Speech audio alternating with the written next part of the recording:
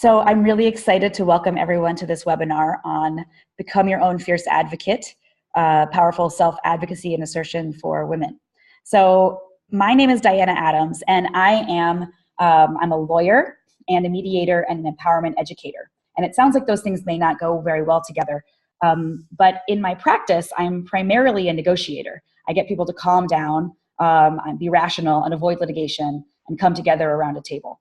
And as a mediator, I'm often working with two people who are having an incredibly stressful conversations to help them to actually slow down and listen to each other and to communicate really difficultly, even through intense conflicts. And for example, I might be working with two parents who feel a deep sense of betrayal after one of them has lied to the other and had a long-term affair or used some of their common money without consent, but now they have to come together to talk through that so that they're able to communicate to make a decision about which school their child will go to. So there's a lot of this difficult conversations under duress, but I actually really relish that because oftentimes we're able to heal some of those communication patterns in that kind of mediation. When I'm doing my work as an educator, I work through courageousconversations.org, my new website for that kind of work that I've been doing for a long time. And with that, I teach college students about consent and healthy relationships. I talk about the unhealthy dynamics of domestic violence because I've been a domestic violence survivor advocate for many years as a lawyer and as a rape crisis counselor. And I've also even taught physical self-defense. So that's a summary of some of the kinds of work that I do. And what they all have as a commonality is facilitating difficult conversations about topics that we often avoid that are so essential for us, about money, about sexuality, about monogamy, about aging, the kinds of conversations that if they're left unsaid, inhibit us from having real connection in our relationships and are the most common causes of a breakdown of a marriage or of a business partnership. So these are the conversations we all really need to get better at having. And I've been having my own 20-year journey to improve upon my own skills in this area. I grew up as a woman who was taught to be seen and not heard, who was taught to be quiet and please everyone else around me, and didn't have a good sense of my own needs. I had a sexual assault experience in college and a number of sexual harassment experiences in my first jobs, and realized that I didn't have the skills to advocate for myself when I really needed to be there for myself as an advocate.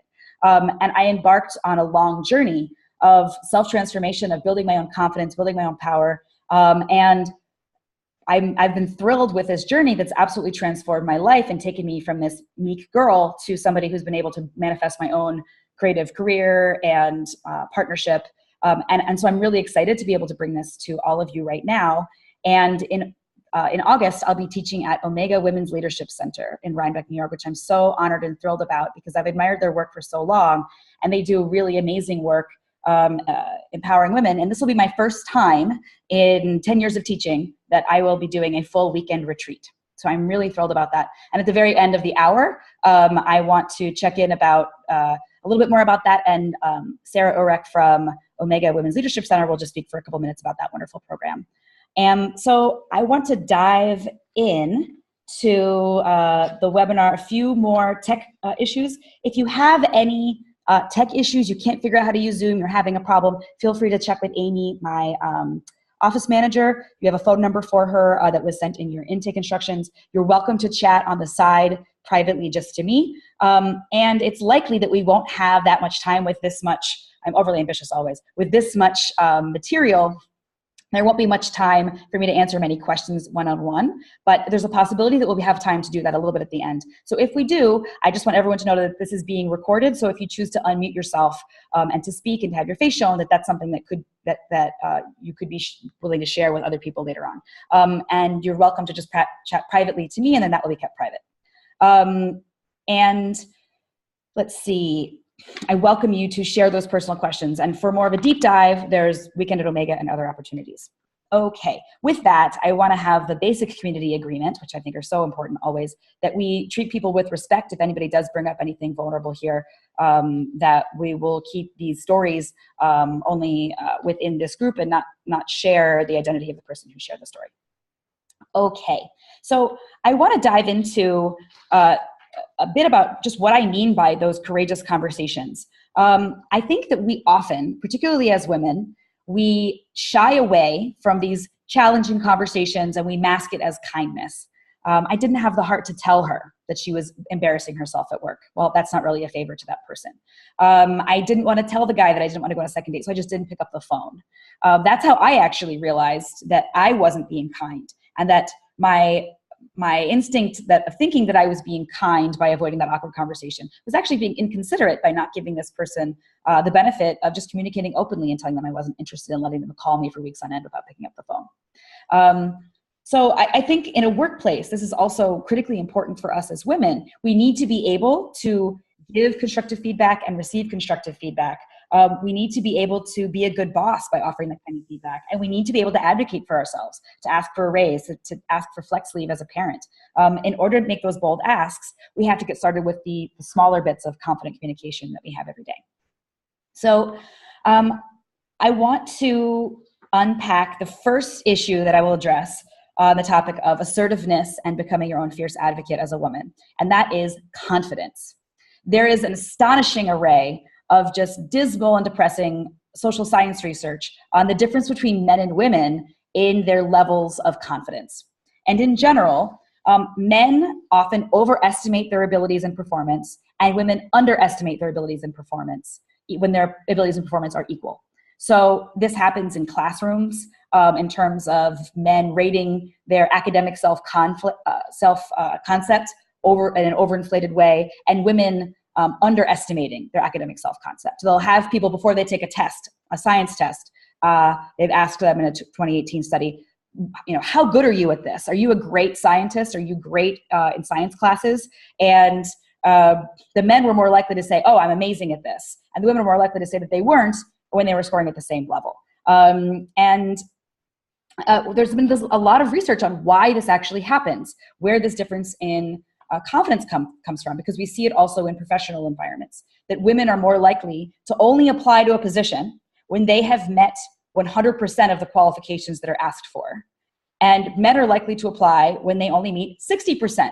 That was mind-boggling to me. It never occurred to me that you wouldn't, if it says you have to speak Spanish, that you would apply if you don't speak Spanish, right? I mean, that isn't optional. They didn't say it was optional. But as women, I think we feel like we need to be perfect. We need to be 100% before we step forward in something. As a chef, as an athlete, as a thinker, as a writer, we're less likely to put ourselves out there and take a risk. And that holds us back. Men have a massive amount of overconfidence. And they call it in social science honest overconfidence, in that men are not trying to dupe anybody and fool someone, but they actually believe, they have a real belief that they are fantastic at what they're doing and everyone should be lucky to hire them or buy their book or whatever it is they're doing. And so there are lots of cultural reasons that this happens to us from a really, really young age. And there's also a little bit of way oversimplified neuroscience. My partner's a neuroscientist, and he'd probably hate this oversimplification. But in the amygdala, we, as women, have more emphasis on what could be considered a worry center. We tend to be a bit more anxious. And testosterone, in converse, leads to people having self-aggrandizing thoughts, thinking that they're amazing, overinflating their ideas of their own skills and success. Basically, it's the testosterone. Testosterone is the cocaine of our limbic system. It just makes people think, I have a lot of things to say. They're lucky to have me in this meeting, and they probably wouldn't mind if I spoke for half the time. So this is this magical overconfidence that's happening for so many men. But the good news for us is that kind of overconfidence that's both acculturated and brought by testosterone for men is not necessarily a positive. It leads men to overinflate their confidence in ways that leads them to take bad risks as well. So while men take the positive risks and put themselves out there, they're also much more likely to get killed in the car crash or go bankrupt because they had a failed business idea that they thought was a great idea that wasn't really. So we have the opportunity as women to build a more realistic confidence. And I want to talk about how we do that and how we close that confidence gap, because imposter syndrome is largely female. If you've heard of imposter syndrome, it's the idea that you might think, I've risen to this level of success, but I have just accidentally fooled everyone, and they're going to find out really soon that I shouldn't be here, right? I shouldn't be leading this webinar. I shouldn't be running a law firm. Everyone's going to figure out soon that I'm not as capable as people think I am, right? That's imposter syndrome, and it's much, much more common for women. women are much more likely to take the blame when things go wrong and credit the circumstances when they're successful. So for example, women, just accidentally tripped into a book deal, or how did you become a CNN anchor in your 20s? Well, I was just really lucky. Men are the opposite, right? We've seen this in the Me Too era. They're much more likely to take credit when they have successes, and much more likely to cast blame elsewhere when they get caught up in a Me Too scandal or something else. So that's the short version of a whole body of social science research trying to figure out what's going on here. One of the good news is that we also have figured out in that social science research how we can close that confidence gap. So one piece is internal attribution versus external attribution when something goes wrong. So internal attribution is, if I get a poor grade in a class, I shouldn't be here, I'm not smart enough to be in this school. External attribution is when you think, wow, I really should have studied harder, or that was a really hard class, or maybe I'm not really suited to organic chemistry, but it doesn't change your self-worth and your self-image. And I remember that distinction for myself. I remember that distinction for myself in law school, having that base level of grounded confidence as compared to when I was an undergrad and starting out at Yale. So that's one piece. Perfectionism is the confidence killer. Perfectionism is what holds us back from actually taking those risks. And by taking, we need to get to 70% and then jump and try, rather than waiting until we get to that elusive perfect. And when we do that, we actually end up building our own confidence, because we can see that we can succeed. And in order to build that confidence, we need to take small steps toward that success. So we can build that confidence by stopping our overthinking and just acting, taking a baby step. My daughter is 2 years old, and she is obsessed with female astronauts right now, especially Mae Jemison, the first Black woman on the moon. And she just got her first underpants this week because she's officially no longer in diapers. And she was excited to come home and tell her poster of Mae Jemison on her wall that she is now wearing underpants. And this is the first step toward being an astronaut, right? You got to wear underpants, and then you got to learn science, and then you got to work really hard, and maybe someday then you get to be an astronaut. But this is the first step. And I think I thought that was a really beautiful example of just, you've got to take that one little glimmer, build on your confidence, take that first step out the door, and then it's more self-perpetuating.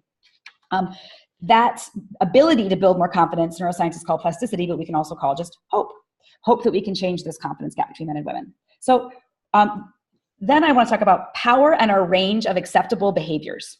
So there's a social scientist, Adam Galinsky, who studies power and communication. And he talks about how we each have a range of acceptable behavior in society, and that's based on our social power. So that range of acceptable behavior means if I'm too brass and outspoken and aggressive, that I'm maybe considered bitchy, or it's too strong.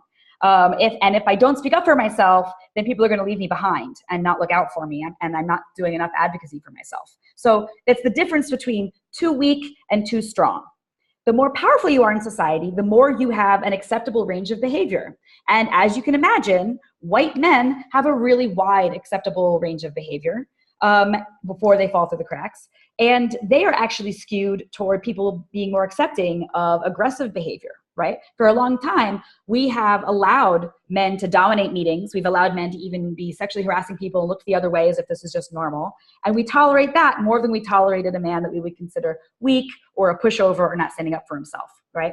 Women often have a much narrower range of acceptable behavior. And I knew this in my first law job, when my office mate was told that she was too quiet, she wasn't contributing enough in meetings, people thought maybe she didn't like them and was stuck up, she needed to be more outgoing. And I was told that I was marginally more outgoing than her, that I was maybe too outgoing, and people thought I wasn't giving enough deference to the senior partners, right? I was too much. And so the line of social behavior for us, we had to smile, but don't smile too much. We had to speak, but not too much. That was much more narrow. And as you can imagine, for women of color, they're teetering on a tightrope. When that range narrows, they called that the low power double bind. You can't be too weak and you can't be too strong before you fall off. So what we want to do is to increase that range of acceptable behavior. We have to increase our social power. And how do we do that so that we can take risks and it will be found acceptable in us, that people will accept from us being a bit more outspoken? How can we couch that and frame that so that we can create that elusive assertiveness where people will still find that acceptable from us, and we can still feel gracious and still feel like we're in good social graces with people. So one way is to feel powerful in your own eyes. You've got to believe it. You've got to actually really build up your own confidence by looking inward on yourself, which is why I'm talking about that as opposed to just communication modalities. And then being powerful in the eyes of others. And there's lots of ways to do that. In terms of both building power for yourself as well as for other people, one way is to demonstrate experience by building into your own power and tapping into your passion, as we talked about, and taking those baby steps of building up success. Finding the things you're passionate about that make your eyes light up and focusing on those things, doing more of them. And then we have, of course, the body and vocal social cues that we often learn about as women. And I learned a lot about as a young woman. You can see a big difference between women who are college aged and many older women in the way that we've learned that we have to integrate into an often male-dominated environment by lowering our vocal tone, having more confidence in the way that we're speaking by not asking questions, sort of having our voice rise up at the end, like we're asking rather than telling, not couching with apologies, well, I'm sorry, but, or, this is probably doesn't make any sense, but, before we express our opinion. So those kinds of cues, along with things like, insecure body language, and whether people speak up early and often in meeting environments, those kinds of things are social cues to other people that help other people interpret us. And we want to be aware of those things and be really conscious about those things. I know for myself, when I was getting used to that, I would consciously slow down my voice. Believe it or not, this is me trying to speak slowly. And my early time as litigator, the stenographers called me the fastest talker in New York City because I would get really upset and my voice would get really high and I would start talking really quickly and I sounded like I was, a teenage girl who was really angry at them all, right? This is, I think, is how they perceived me. So in order to gain a bit more gravitas and also feel a bit more grounded and confident, I'm more conscious about the way that I speak. And also when I'm in any kind of a meeting or was in an aggressive college class, I remember I was in a statistics class where I was the only woman. It was very scary. What I would do was plan what I was going to say, plan a really good point on a topic area of my particular interest, raise my hand in the beginning and get that point out there so that I could get my voice in early, and try to then make sure that I'm able to continue it. With a lot of that, you can fake it till you make it. You can actually work on it yourself, and that will gradually, I think, get easier. So another way to find your own way of being a fierce self-advocate is to be an advocate for others. This is actually called the mama bear effect, that women do much better when they are advocating for other people and are much stronger when they're advocating for other people than they are with themselves.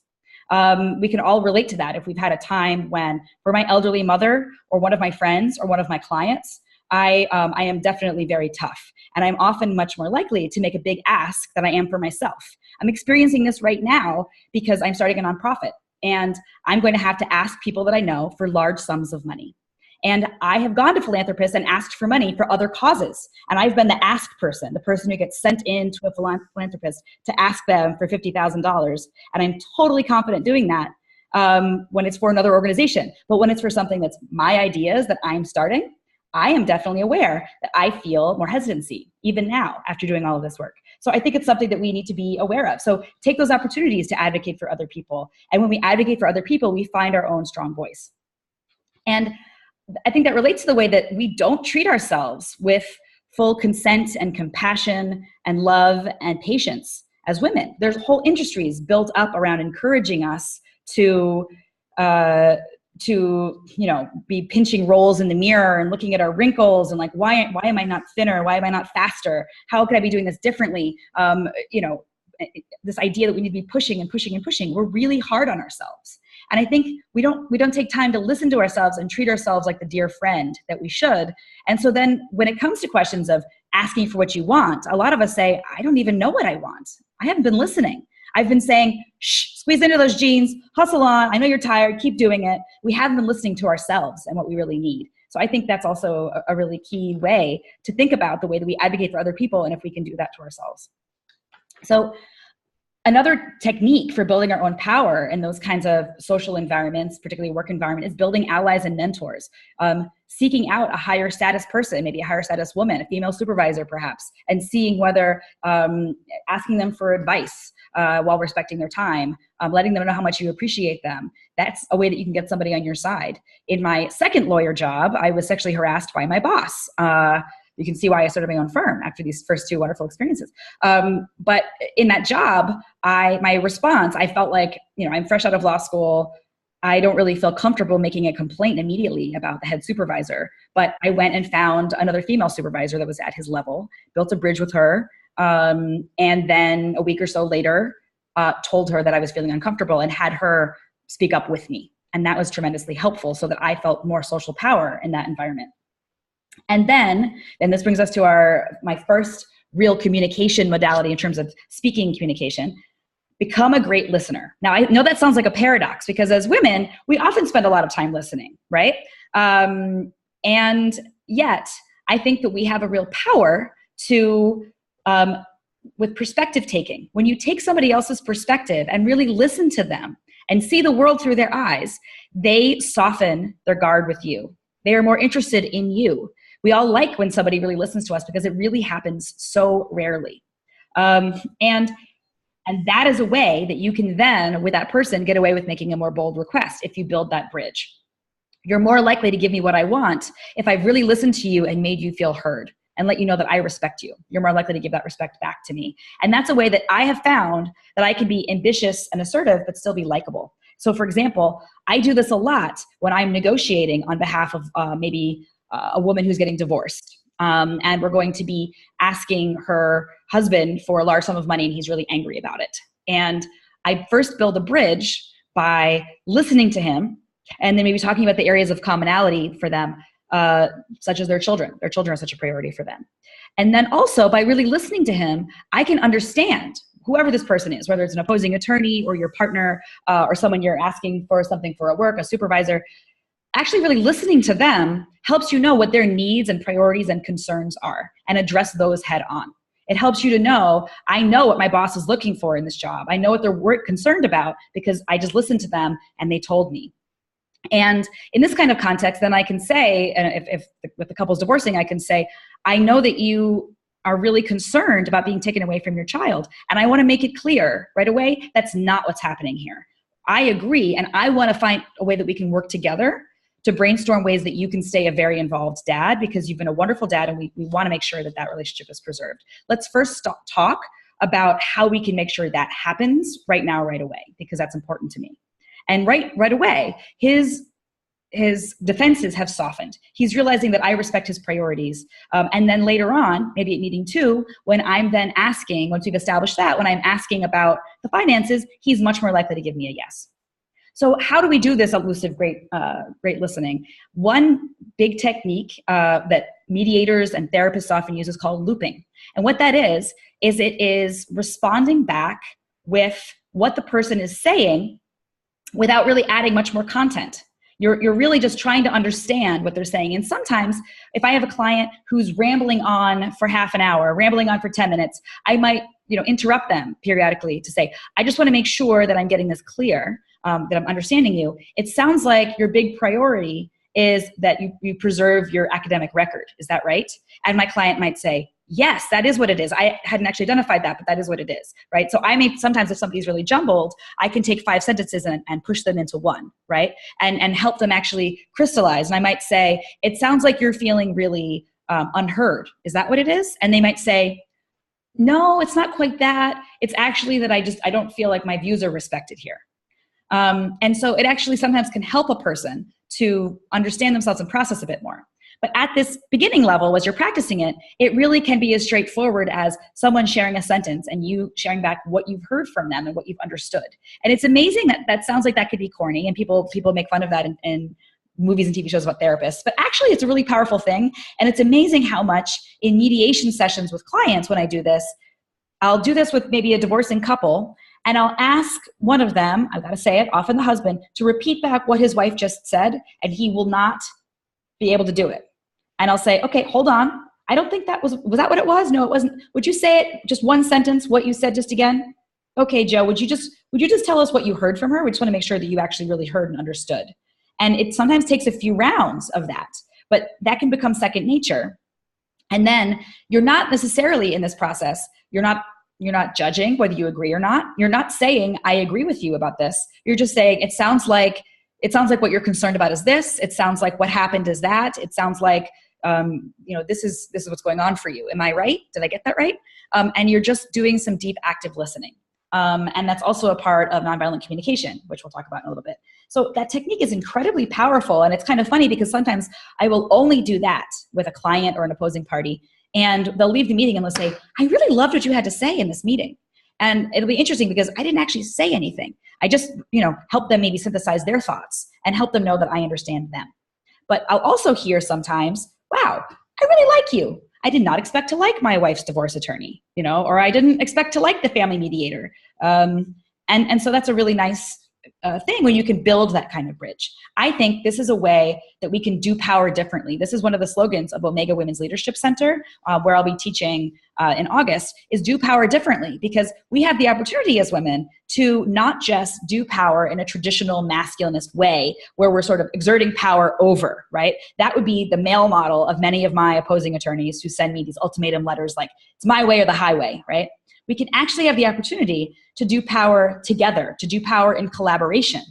And I actually find that I am more effective as a woman and in general by not going in with that angry ultimatum, but instead by doing this kind of listening and then saying, okay, it looks like we've got two choices, and letting them feel like, okay, their guard is down because I'm giving them options. But really the two options are two things that I want to have happen potentially. And so I can walk out of a meeting and I'll have achieved just as much as if I had said, this is it, this is an ultimatum, or we take it to court.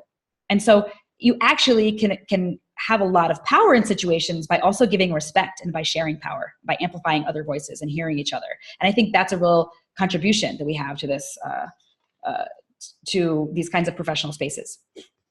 So I think then also with being a good listener to friends, it's critically important that we differentiate between whether a person wants advice or just listening. And this is something I see so often in romantic relationships when people are frustrated with each other, that there might be a feeling of, I just want to talk about having a bad day, and then I'm getting advice from my husband about how I should be quitting my job, or I should, something should be different. I don't want that kind of advice right now. I just want to be heard. I want to be heard that I had a lousy day. And so I think what you can do to determine if somebody really wants this kind of looping active listening or something else is to say, are you wanting me to listen or talk to you about strategies, or both? And that's something that I do now. If somebody's like, I've had a bad day, can I talk to you? I'll say that. And sometimes they'll say both, and sometimes they'll just say just listening. And I think that's really helpful. And now I will also say, I'll preface with that so that I cut off the opportunity to be annoyed at someone. I'll let them know what I need. And I'll say, I would love for you just to listen right now. I don't really need strategies and help. I just would love a friend to maybe give me some active listening. And that's a cue that this is what I want at that moment. So I think we would all benefit in our communication. And there'd be a lot less need for family mediation and couples counseling if people could just do that. The next thing I want to mention is boundary setting. Because in order to be really authentic and intimate with anybody, we need to be setting our own boundaries. Boundaries are part of being real with someone. And if we're not sharing what those boundaries are, then we aren't really letting the person know what our interests are, what our limits are, what aspect of our connection isn't working for us. And we can't really get closer if that's left unsaid. And as I mentioned earlier, I think that we often have a story that we're being nice by not sharing that, but you're not doing anybody a favor if you're not letting them know, hey, you're doing this thing and I'm going to break up with you, or you're doing this thing in your internship and you're not going to get a job because of it. It's not a favor to someone to not give them that kind of feedback. So I think we need to get better at that. We need to work on it. And if the idea of having to say no to people or tell people about critical feedback is difficult for you, I often encourage people to make a goal of practicing it. Say, I'm going to give a no every day this week, or I'm going to give 3 no's this week. And if for people who are really struggling with it, as I was 20 years ago, this is where I started. This was my underpants on the way to astronaut. Baby step. First step was, okay, I'm going to tell my barista when she gets my coffee order wrong, right? Because how many women do you know, they get their coffee order and they're like, oh, this isn't what I wanted. No, I don't. She's probably busy. I don't want to bother her. And just go with it, right? So we just paid $5 for a coffee. It's okay. So I suggest practicing being gracious in our no's with service personnel. Not that we should treat service personnel rudely, but it is their job to serve us in some particular way. And we don't have necessarily a long-term relationship with them. We want to treat them with respect, but it's okay. And they're not going to be offended if you give them a no, right? So this is a really safe way to practice before giving a big no to your partner or your grandmother or your boss, right? So in that way, I think we can think about our own techniques and finding our own voice, a way that we say no to things, a phrase that works for us. Of course, no is a complete sentence. You don't need to say anything else except for no.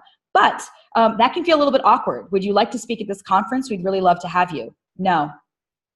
Can feel a little short. So it's nice to have other tools in your arsenal. People find phrases that work for them, like, that's not really where I'm at right now, or I really appreciate that offer, but I'm not available for that right now.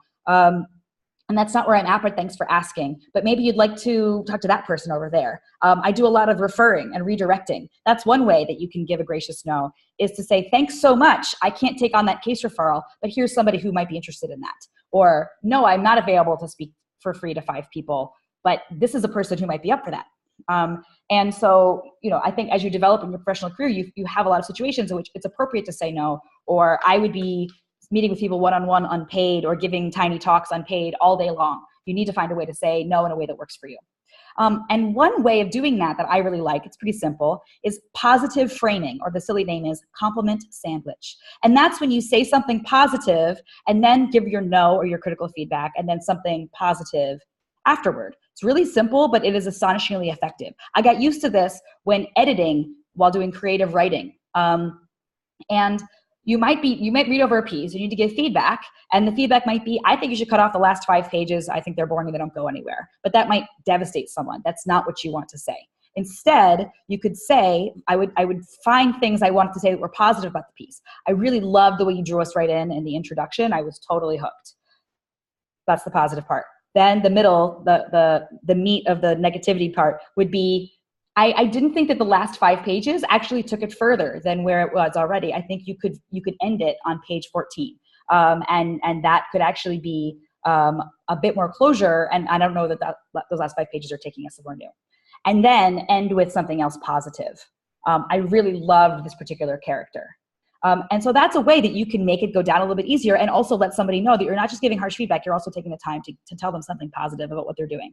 I find that useful as a supervisor. I found that useful in lots of other situations. As I said, this started often for me when guys were calling and I just wasn't picking up the phone to say I didn't want to go on a date with you, or I didn't want to have a second date. Back in the days of, having a answering machine. I'm washing dishes, listening to the answering machine, like, oh God, he's calling again. And then I realized it was a lot more kind and a lot more brave to actually pick up the phone and say, thank you so much for that first date. I loved you showing me around Philadelphia. I don't feel a love connection spark, and I don't want to go on a second date, but I really appreciated connecting with you about books, and I'd love to be part of that online book group.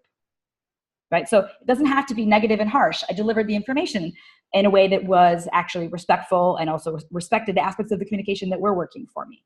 And I got so many responses of, wow, nobody has ever taken the time to pick up the phone and say that to me before. And I really appreciated that was so respectful. And I have dozens of friends who are guys I rejected of going on a second date with, or going on a date with at all. And it's really amazing the way that people can feel more heard and honored that way. And as I said, I give a lot of critical feedback as a supervisor, as a boss, as a law school professor. And this is what I incorporate in to let people know that I'm being gracious and I'm honoring who they are at the same time that I need to give critical feedback. So I love that technique. I want to also mention that I think in this culture, when women in particular, but everybody, have such a hard time with saying no and feel so awkward and worried that by saying no to something, they have cut off connection, you can say something validating to the person who said no. Like, I ask you to speak at my conference and you say, I don't really have time for that right now. I might say, thank you for taking time for yourself. Thank you for looking out for your own needs first. I would not want you to overextend yourself. And that's something that I can do to let them breathe a sigh of relief that you haven't cut off connection, and that I support you. I want you to do that. And I think especially as women, we need to do that for each other a lot more. And I think also it's a useful thought to think about, is there some other way that you want to connect with this person? So I'll often have the end of my compliment sandwich be a way that I would like to connect. Like, no, I can't come and do a free talk at your conference, but I'd love to have you be part of this webinar that I'm doing. Or I'd love to add you as a resource on my website. No, I don't want to go on a date with you, but I would love to join the book club.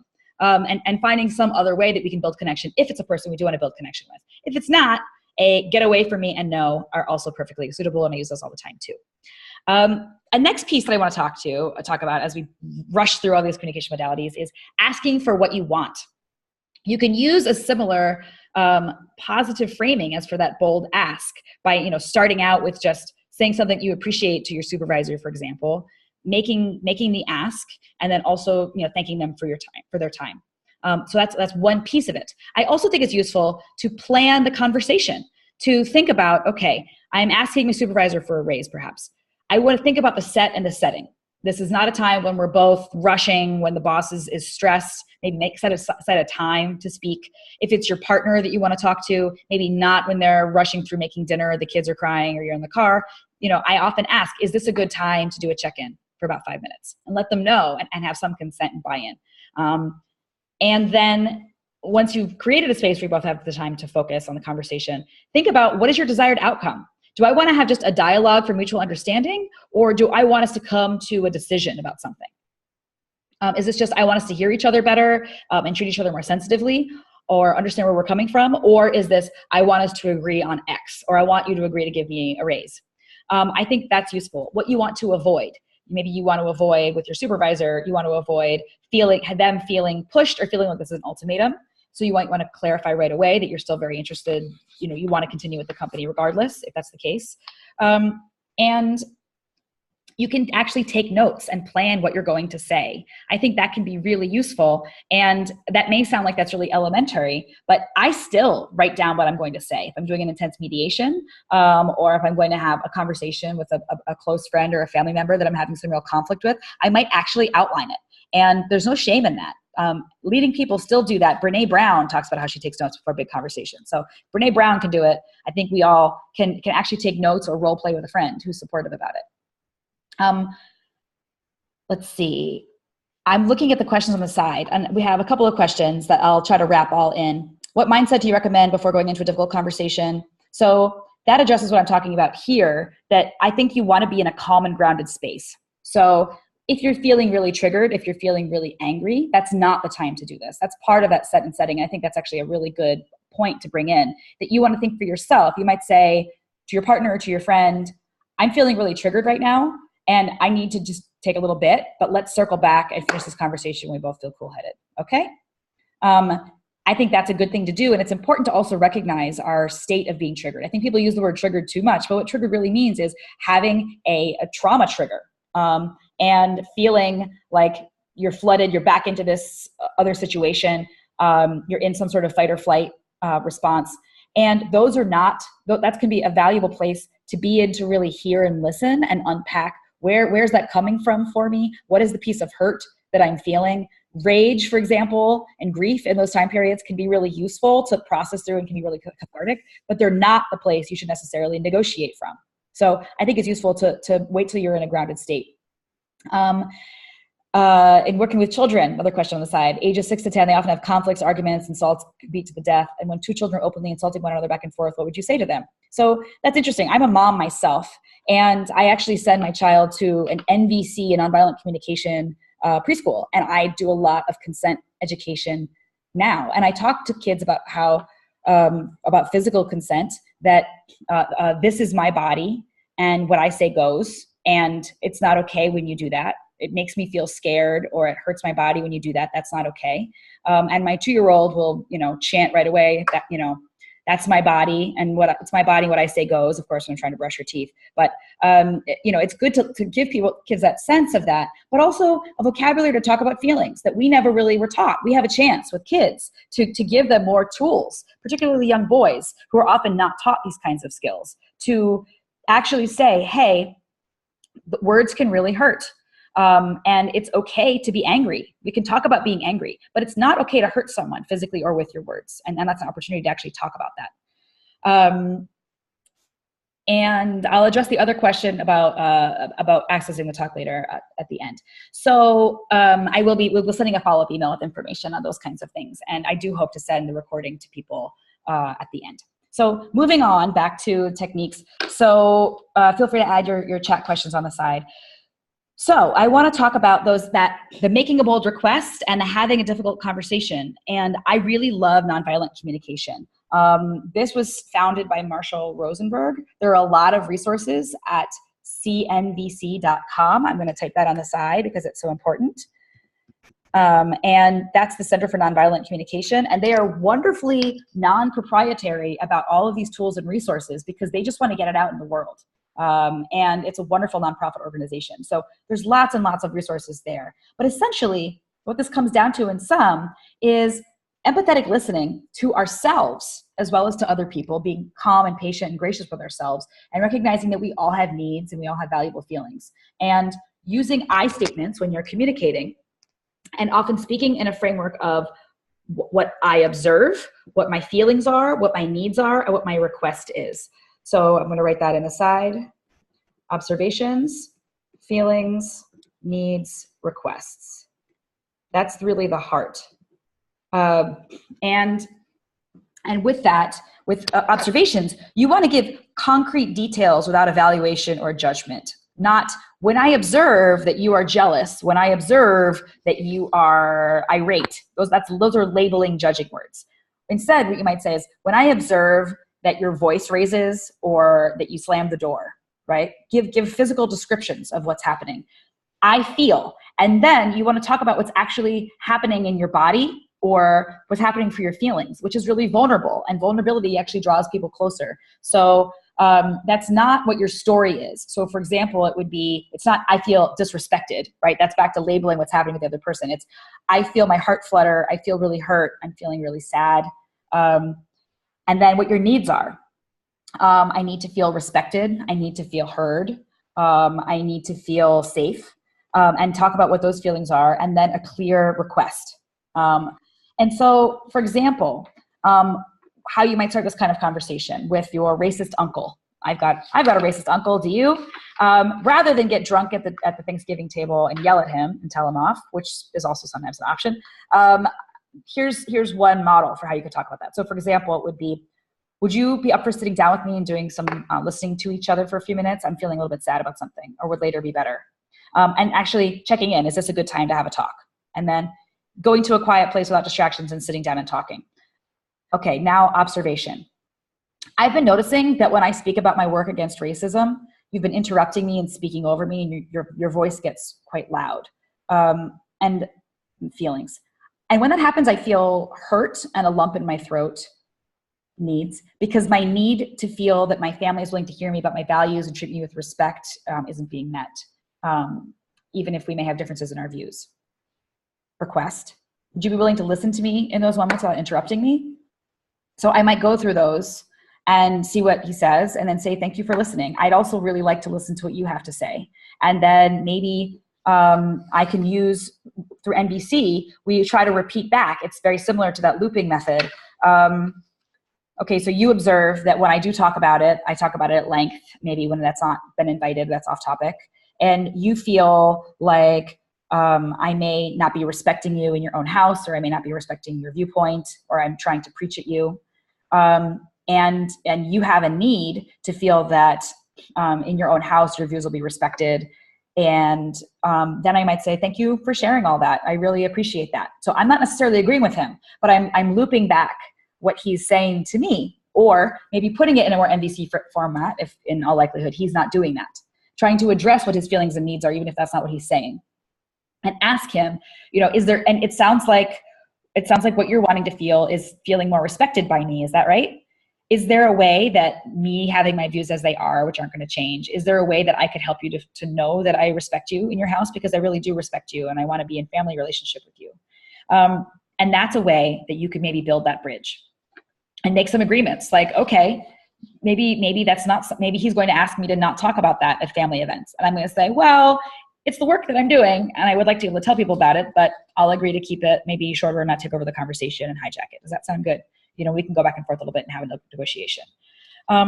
So that's some pieces of what we might do in that kind of NVC planning a conversation.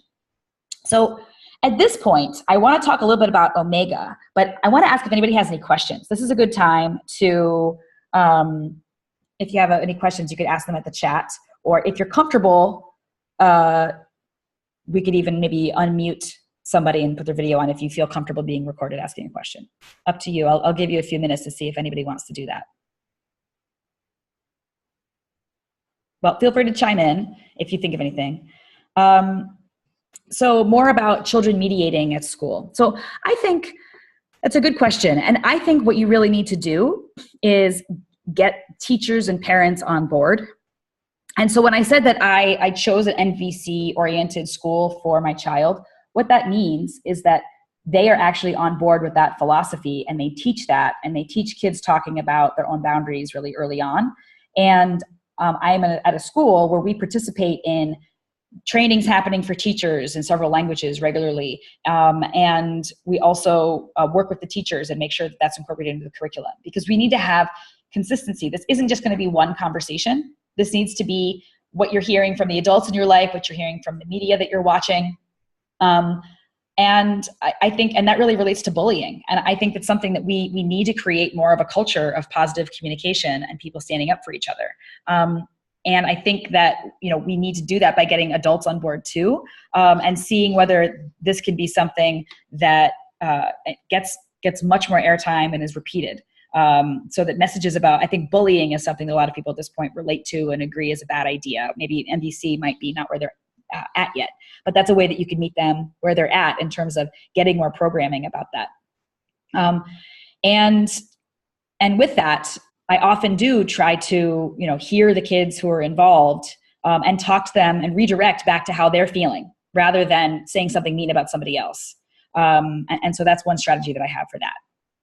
I invite people to keep sharing some thoughts on the side, but I want to, in a moment, invite Sarah Orek to tell us about Omega Women's Leadership Center.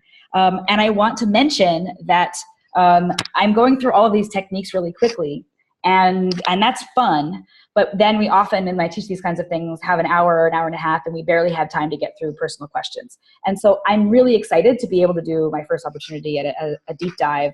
And the topic is Courageous Conversations for Women, Empowered Communication to Transform Your Life, because it transformed my life. And I'm really excited about that. We're going to be working, it's probably going to be a small group of women, 5 to 10. So we'll really get to work on people's, the challenges people are individually facing and build a community together. And it's going to be August 3rd through 5th. And so we're going to be actually working on what are the conversations that we want to have when we go home, practicing a lot of these skills, getting much more time for that, and really going home with a toolbox and a planned conversation. And there are scholarships available, which is a wonderful thing about Omega Women's Leadership Center. And they've really tried to create this as something that's available in a much more diverse way. And so I urge you to invest in yourself by considering it. And to urge you to do that, if you sign up in the next week, by next Friday, May 18th, I'm going to, and then you send us a registration link, I'll send you information on how to do that. Then I'm going to also send you a packet of other resources. I've got 4 other 90-minute audio workshops about the topics of just asking for what you want, feeling great about saying no, arguing like a lawyer, and why some women give too much and don't set boundaries. And I'd love to send all of those to you if you do sign up to join us for the weekend in the next week. So we'll send you a follow-up about that. I'm going to see if Sarah Orek is here and wants to unmute herself and tell us anything about Omega Women's Leadership Center.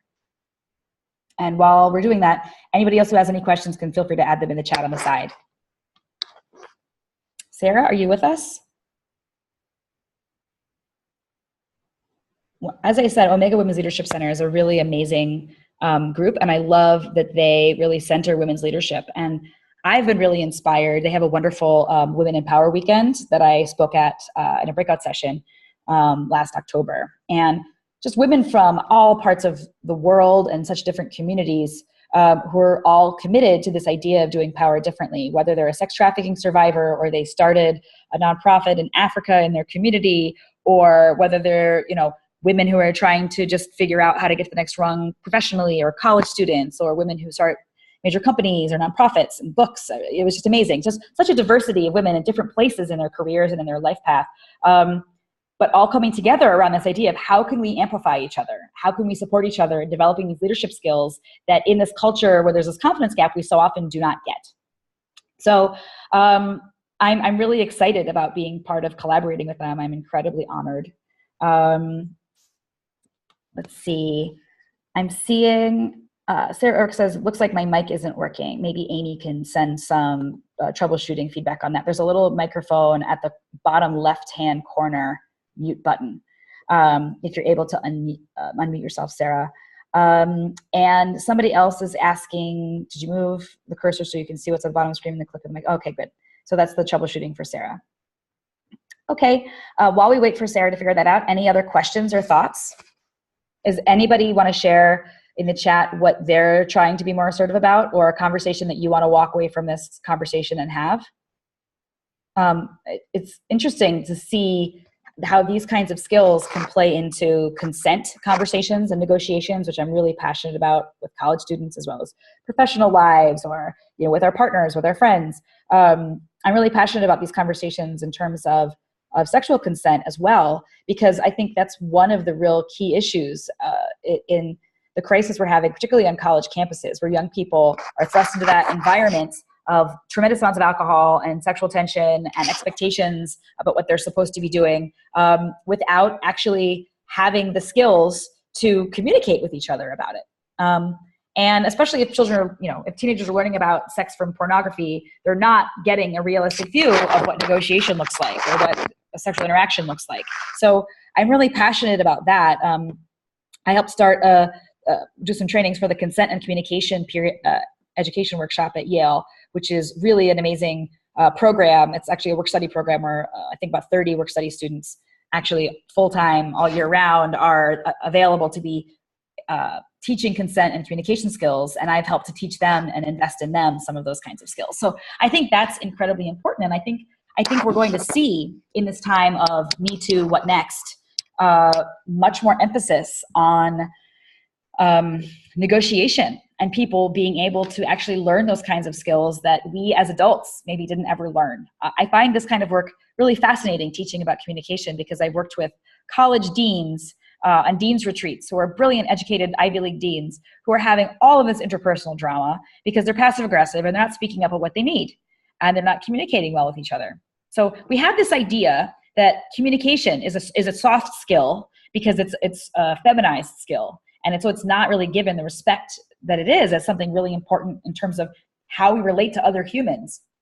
But in actuality, we sort of assume that people will get these skills if by osmosis. If you get a degree, you're going to at some point and just get these skills. And that doesn't happen. We see that it does not happen. I can testify that with many of the people that I went to law school with, who are Ivy League educated lawyers, but who couldn't have sex with people without getting drunk, or can't ask for a raise, or can't communicate in an intimate way about anything without making jokes or without alcohol. So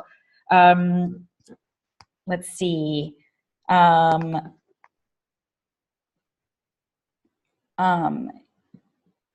think Sarah is going to call me. Amy, would you send my console phone number to Sarah? Okay, so I'm going to keep going with questions. And so Amy put the link to that weekend workshop. If anybody has any questions about it, I welcome you to ask that. So somebody mentioned, when did you start talking about consent with your child? I started talking about consent right away. And I think that starts with naming body parts and just with a diaper change. I'm going to wipe your vulva now. And having that be a part of her body, like her knee. And then as she got older, talking about, we already have wonderful books and materials about how I just got her the book this week, This Is Your Body and What I Say Goes. And there are wonderful resources like that for kids, and I seek them out.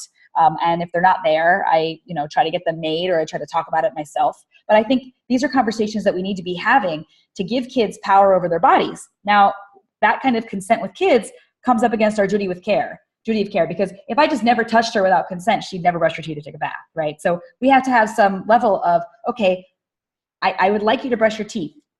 If you're not going to brush your teeth, I'm going to have to brush your teeth, and I'm going to have to hold you and do that. I really do not want to do that. But can we talk again about why it's important that you brush your teeth, right? We talked about the dentist making it not about me and not a power struggle with me, but there's this external force that says we all have to do this. Look, I brush my teeth. So we do have a duty of care there, but I try to incorporate as much consent as possible. And every time I do something with her body, I tell her what I'm doing, and I tell her why. And I think we could do that, from kids as babies onward. So somebody is mentioning that they have social anxiety as well. So they feel like every interaction is a courageous conversation and it's exhausting. Yeah, thank you for sharing that.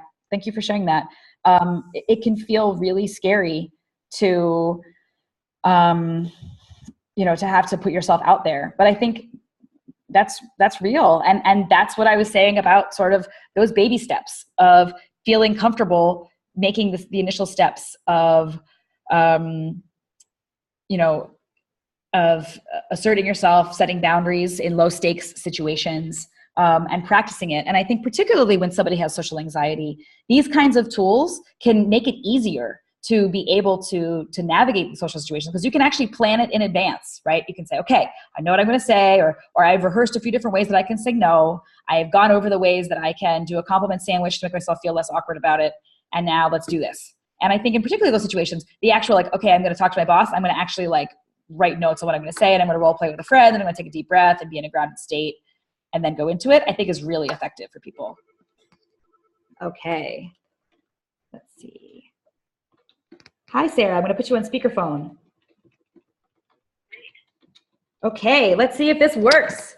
International technology. Sarah, are you there? Hi, everyone. Can you hear me?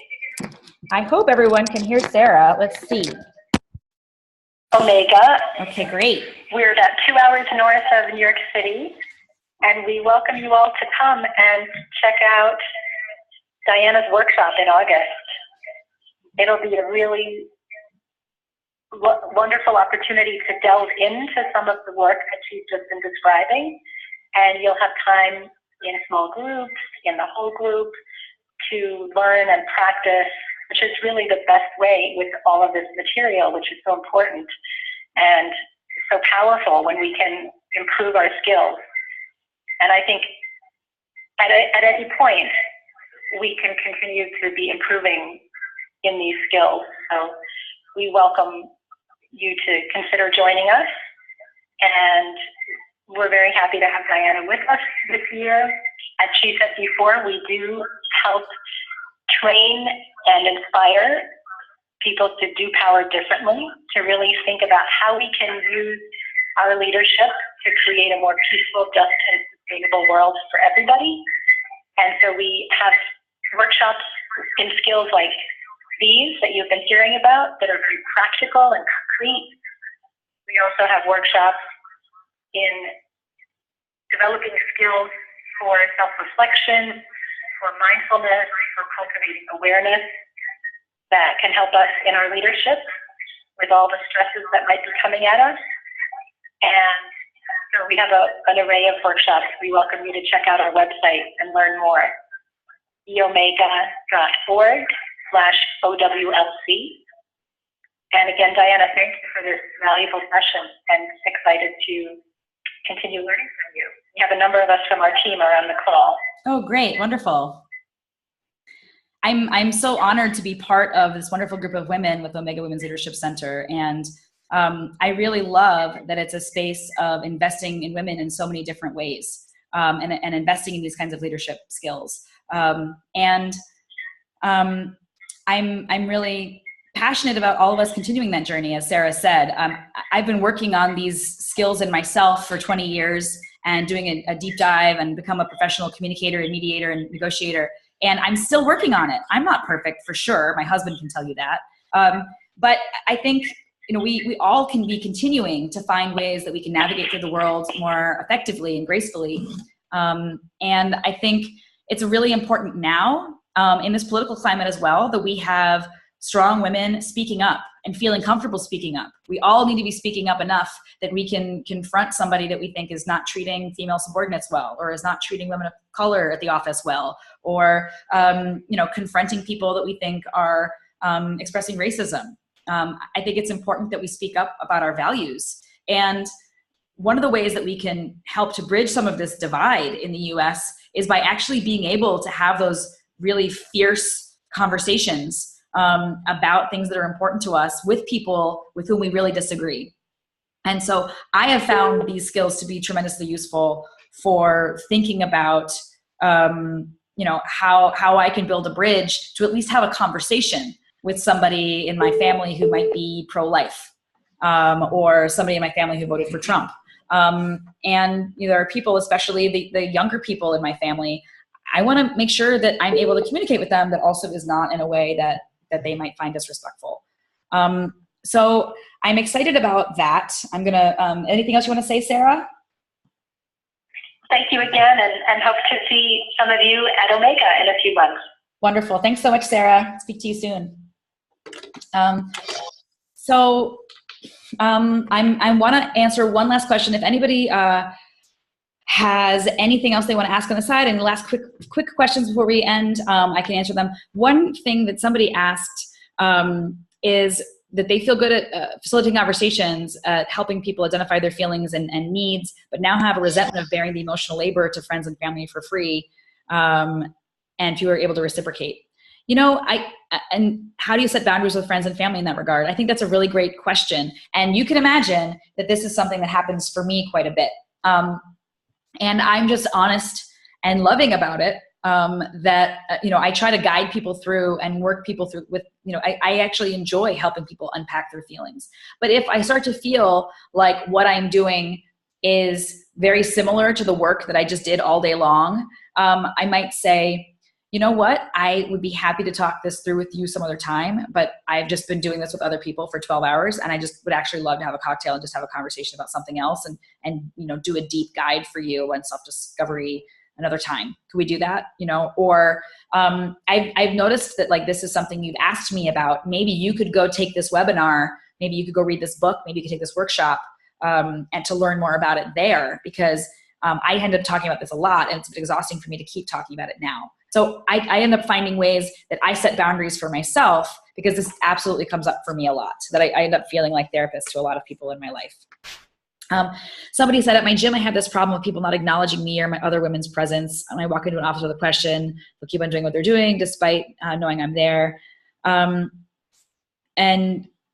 okay, so how do we be assertive without being rude or sounding bossy? So I think it can be, you know, that's a good question. And I think a lot of what I strive to do is to be assertive without sounding bossy, but it's often that narrow range of socially acceptable behavior, right? And I found that I used to be a really meek woman, and then, you know, was like, people find me sometimes like brassy and abrasive, you know?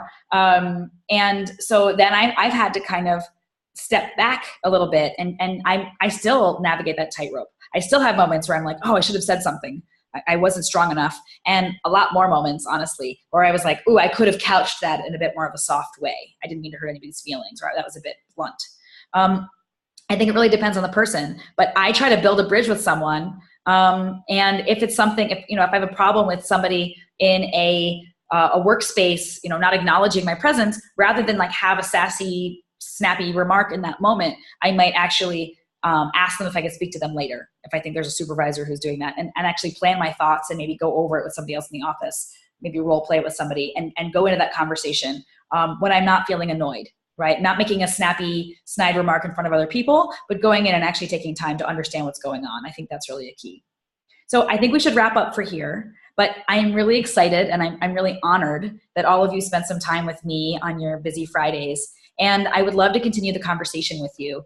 We'll be sending one email out, only one, to people that signed up for this, just with, you know, links and resources and information about other offerings, including the Omega Weekend. And then if you do not sign up for my sporadic newsletter, I will not contact you again, because I value your consent and boundaries, even with me. So I want to support you in wherever you're at in your journey, and say that I believe that you'll get there, and I wish you lots of confidence and a feeling of fantastic power. Okay, I'm going to sign off from here, and I wish you all well.